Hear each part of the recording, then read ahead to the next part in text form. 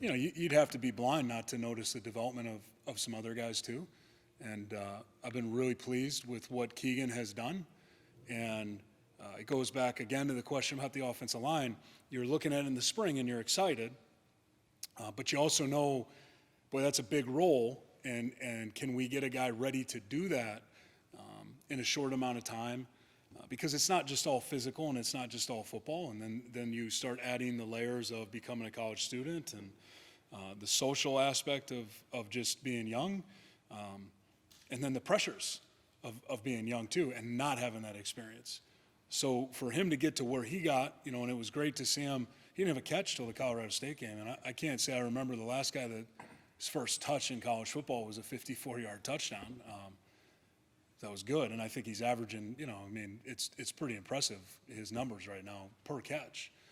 So we need to get him more involved. We need to find ways to get him the football more because he is a guy that when we think about that X position, we want a guy that can win in single coverage situations. And the game's simple, right? We put a guy here, and then we put everybody else over here, and then you got to decide what you want to do. And if you're going to put everybody else over here and you're going to play with one guy over there, we have to be able to make you pay for that. And I think that Keegan is becoming that guy. I don't want to put the cart in front of the horse, but we certainly need to find him more opportunities to be involved. And then Arland is another guy that's come along in a much kind of different role, but still been extremely productive, right? And, some of the things that he has a knack for in the screen game, just traffic type running, I'm hopeful we don't have to see him return a punt this year. I think we got that covered, I hope. I like the guy that does it. But, some of that skill set of traffic, body awareness, things that you really can't put a watch on or a measurable on, Arlen has some of that.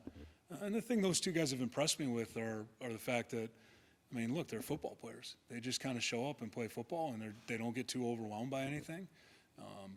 And they look like they belong. They act like they belong, but I'll tie it back to the beginning of your question, too. That stuff doesn't happen by accident. And I think you have to give a lot of credit to guys like Tyrone or Nico or Charlie, older guys in that room, that you can go two ways, right? You can say, well, they're getting some of my touches or they're getting some of the balls that I wish I got.